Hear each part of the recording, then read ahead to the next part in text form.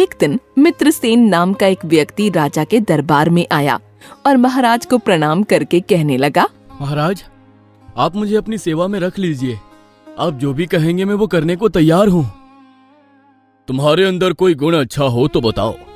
बिना गुणों के मैं किसी व्यक्ति को अपने दरबार में नहीं रखता। महाराज, मैं आपको 2 बातों का विश्वास दिलाता हूँ। पहले ये कि आपको मुझसे कोई शिकायत नहीं होगी, और दूसरा ये कि मैं आपके प्रति हमेशा ईमानदार रहूंगा। तो राजा ने ध्यान से उस व्यक्ति को देखा तो वो व्यक्ति महाराज को जंच गया। कुछ खास बात तो है इस व्यक्ति में। जरूर ये एक ना एक दिन कोई बड़ा पद हासिल करेगा। ठीक है, मैं तुम्हें अपनी निजी सेवक के पद पर रखता हूँ। मित्रसेन को महाराज के दरबार में रहते हुए अभी कुछ ही समय हुआ था कि उसने अपनी प्रतिभा से महाराज का दिल जीत लिया, लेकिन बाकी सभी दरबारियों को मित्रसेन से ईर्ष्या होने लगी। महाराज को चावल की मांड पीने का बहुत शौक था। जब भी दरबार में सुबह चावल बनते तो सोने के कटोरे में मांड निकालकर उसमें नमक डालकर महाराज को अवश्य दिया जाता। सुनो मित्रसेन, जाकर महाराज को सूचना दे दो कि आकर माड़ पी लें, नहीं तो ठंडा हो जाएगा और बेस्वाद हो जाएगा। ठीक है, मैं अभी महाराज को बताकर आता हूँ। मित्रसेन तुरंत महाराज को बुलाने दरबार चला आया तो वहाँ देखा कि राजा दूसरे नगरों के दूतों के साथ वार्ता कर रहे हैं। उसने महाराज को बीच में टोकना ठीक नहीं समझा। अगर मैं महाराज से कहूँ कि महाराज आकर माड़ पी लीजिए तो इतने सारे लोगों के बीच में महाराज असहज महसूस करेंगे। मुझे ये कहना उचित नहीं लग रहा, किंतु महाराज को सूचना देना भी आवश्यक है। मित्रसेन ये सब सोचते हुए थोड़ा आगे बढ़ा तो महाराज की नजर उस पर पड़ी। तब महाराज ने कहा, क्या हुआ मित्रसेन, क्या तुम कुछ कहना चाहते हो? जी महाराज, बात यह है कि धान सिंह का बेटा मान सिंह मिलने के लिए आया है। मिलना है तो जल्दी चलिए, वरना वो शीतलपुर को हो जाता है। ये क्या कह रहे हो तुम? साफ साफ कहो, क्या कहना चाहते हो? महाराज, मैं सत्य कह रहा हूँ। धान सिंह का बेटा मान सिंह आपसे मिलने के लिए आया है। मिलना है तो जल्दी चलिए, वरना वो शीतलपुर को हो जाता है। धान सिंह का बेटा मान सिंह? अच्छा, ये मार की बात कर रहा है। अच्छा, वो धान सिंह का बेटा मान सिंह, उसे रुकने के लिए कहो, मैं अभी आता हूँ। मित्रसेन वहाँ से रसोई घर की तरफ चल दिया और महाराज भी रसोई घर गए और गरम गरम मांड पिया। महाराज को मित्रसेन की ये चतुराई भा गई। जब अगली सुबह हुई तो महाराज ने घोषणा की,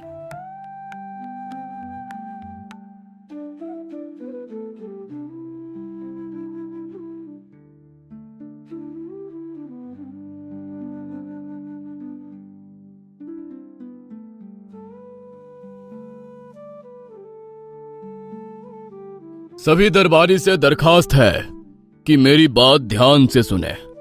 मैं मित्रसेन को मंत्री के पद पर नियुक्त करता हूं। अब मित्रसेन भी दरबार में शामिल हो सकता है।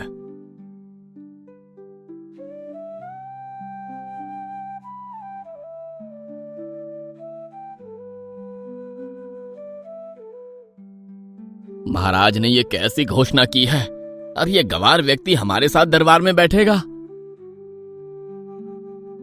अभी मित्रसेन को मंत्री पद पर नियुक्त हुए कुछ ही दिन हुए थे कि महल में एक बहरूपिया आया। वो तरह तरह के वस्त्र पहने था और विभिन्न भाषाएं बोलता था।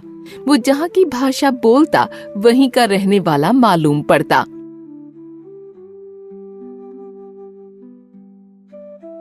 महाराज, यदि आपकी सभा में उपस्थित कोई भी ये बता दे कि मैं पंजाबी हूँ या राजस्थानी या तमिल या कन्नड़, तो मैं अपना सर मुड़वा दूंगा।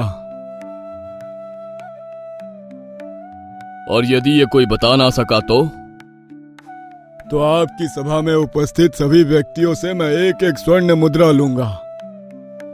महाराज को ये खेल बहुत पसंद आया। हाँ ठीक है, मुझे ये खेल मंजूर है। तो सभी दरबारी बताओ कि ये महाशय किस नगर के हैं? ये व्यक्ति तो सभी भाषाएं बोल लेता है।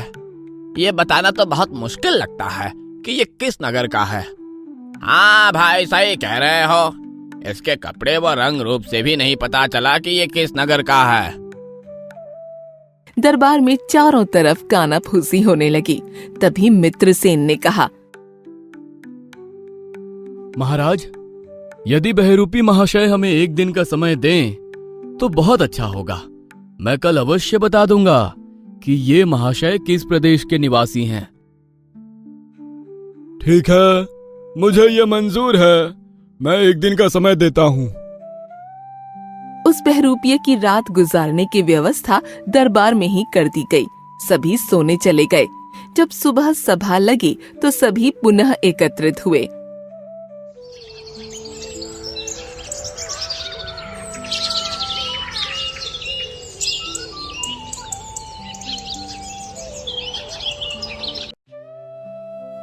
महाराज, मैं जान चुका हूँ कि ये बहरूपिया महाशय किस प्रदेश के हैं। ये गुजरात के निवासी हैं महाराज। अगर आपको यकीन ना हो तो आप इन्हीं से पूछ लीजिए।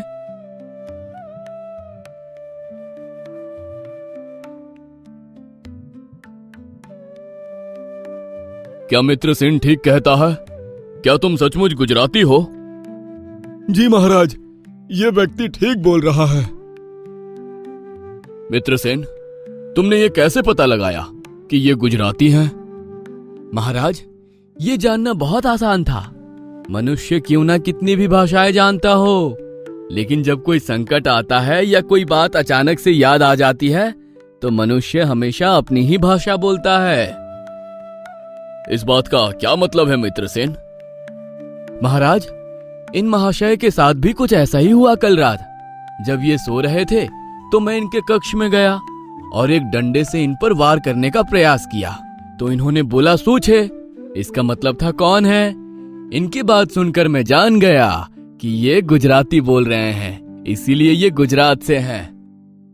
मित्रसेन की बात सुनकर सभी दरबारी और महाराज प्रसन्नता से खिल उठे। लेकिन कुछ दरबारियों को मित्रसेन से और ईर्ष्या होने लगी। एक दिन एक दरबारी महाराज के पास जाकर बोला,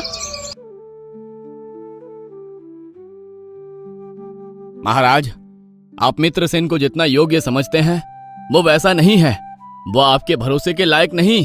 वो बहुत मतलबी है। नहीं नहीं, ऐसा नहीं है। मित्रसेन बहुत तेज दिमाग और अक्लमंद व्यक्ति है। महाराज, वो बहुत ही अनुभवहीन व्यक्ति है। उसे राजकाज के बारे में कुछ भी नहीं मालूम। मेरा मानना यह है कि अक्लमंद व्यक्ति अनुभवहीन होने पर भी योग्य होता है। वो अपनी बुद्धि से हर समस्या का समाधान निकाल सकता है। महाराज, दरबार में ऐसे कई मंत्री व दरबारी हैं जो बुद्धिस्ट हैं।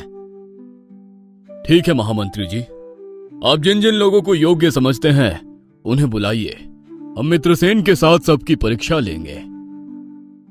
जैसी आपकी आज्ञा महाराज।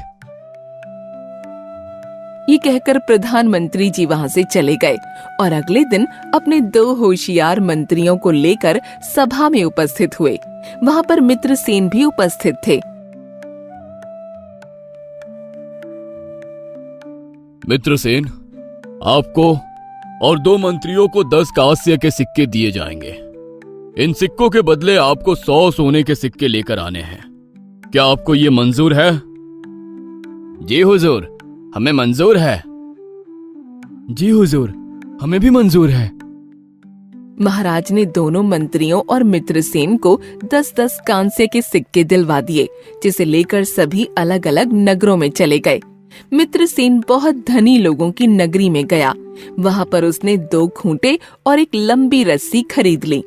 धनी लोगों के घरों के पास के सामने दोनों खूंटे गाड़ दिए और लंबी रस्सी बांधने लगा तो वहां भीड़ जमा हो गई और एक धनी व्यक्ति किशन ने कहा, अरे अरे मंत्री जी, आज सारा काम धंधा छोड़कर आप ये सब क्यों करने लगे?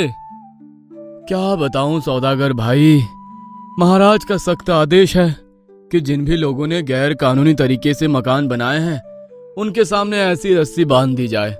कुछ ही समय में इन सभी घरों को गिरा दिया जाएगा। अरे अरे, आप ये क्या कह रहे हैं? लेकिन हमारे मकान तो गैर कानूनी तरीके से नहीं बने हैं। मैं जानता हूँ भाई, लेकिन गैर कानूनी जगह पर तो बने हैं ना। अब महाराज का आदेश है, मैं कुछ भी नहीं कर सकता। आप सबके मकान कुछ ही दिनों में गिरा दिए जाएंगे। अरे भाई, इसका कोई उपाय तो होगा, वरना हम सब तो सड़क पर आ जाएंगे। उपाय तो है, लेकिन आप लोगों को बहुत भारी पड़ सकता है। अरे अपना घर बचाने के लिए तो हमारी जान भी हाजिर है। आप बताइए तो सही, क्या उपाय है? जिनके पास शाही कांस्य के सिक्के होंगे उनके घर नहीं गिराए जाएंगे। लेकिन शाही कांस्य के सिक्के हमें मिलेंगे कहाँ? वो कांस्य के सिक्के मेरे पास मिल सकते हैं, लेकिन उनके लिए आप लोगों को भारी कीमत चुकानी होगी। आप बताइए तो सही, हमें इसके लिए कितना धन देना होगा?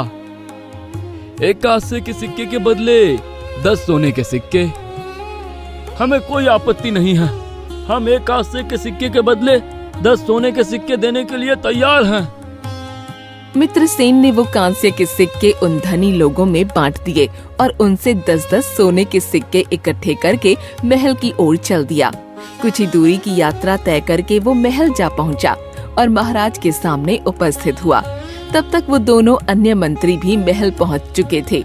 महाराज ने उन मंत्रियों से पूछा,